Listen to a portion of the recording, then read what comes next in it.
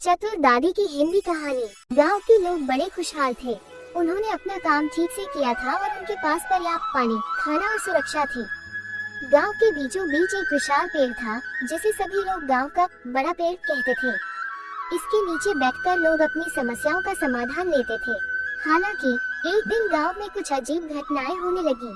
सबसे पहले गांव के बगीचे में रातों रात अचानक सैकड़ों फल गायब हो गए।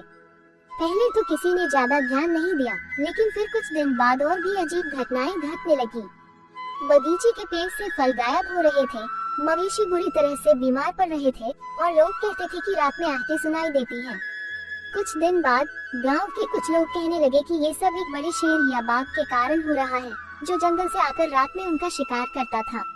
गांव में डर फैलने लगा और लोग दिन रात सुरक्षा की चिंता करने लगे। ये भय इतना बढ़ गया कि लोग रात को घर से बाहर नहीं निकलते थे और खेतों में काम करने भी नहीं जाते थे। कुछ लोग डर के मारे गांव छोड़ने की सोचने लगे थे। इस समय चतुर दादी को याद किया गया। चतुर दादी का नाम सुनते ही गांव के लोग जल्दी जल्दी उनके पास पहुँचे।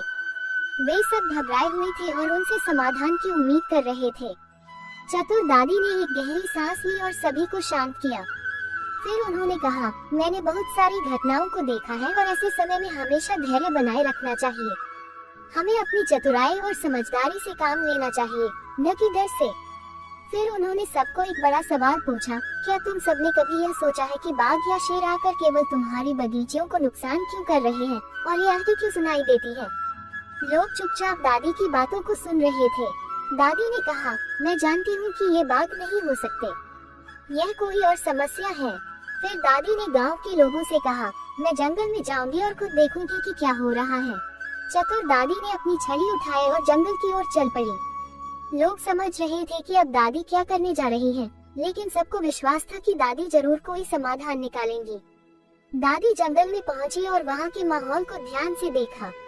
उन्होंने देखा कि जंगल के भीतर कुछ अजीब सी हलचल थी। अचानक एक छोटी सी गुफा के पास उन्हें कुछ बांस की टोकरी दिखाई दी।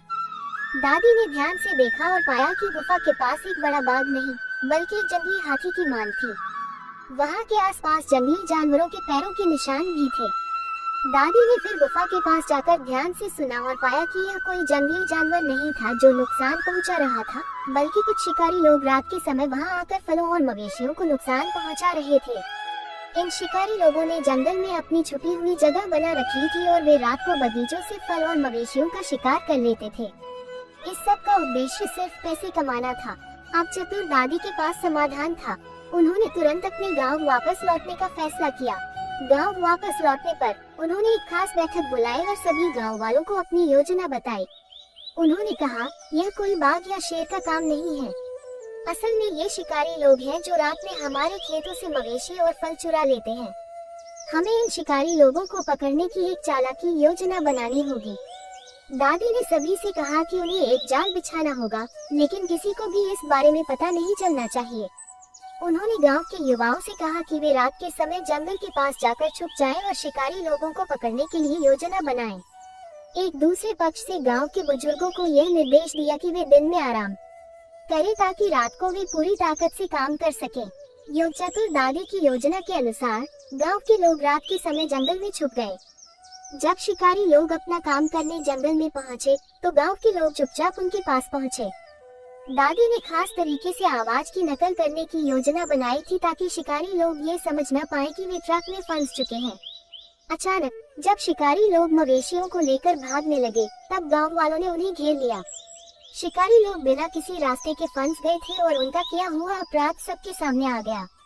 दादी ने उन्हें चेतावनी दी और कहा, अब तुम लोग कभी हमारे गांव में घुसने की कोशिश मत करना, नहीं तो तुम्हारा अंजाम बुरा होगा। शिकारी लोग डर के मारे जंगल छोड़कर भाग गए और गांव में शांति लौट आई। चतुर दादी की योजना पूरी तरह सफल रही। शिकारी गांव से भाग गए थे और गांव वालों को फिर से शांति मिल गई। अब गांव में कोई भी जानवरों या फलों का नुकसान नहीं कर रहा था। लोग रात में भी आराम से सोने लगे और अपने खेतों में काम करने के लिए बाहर निकलने लगे। दादी ने गांव के सभी लोगों को एक बड़ी शिक्षा दी कि हमेशा चतुराई और समझदारी से ही बड़ी समस्याओं का हल निकाला जा सकता है।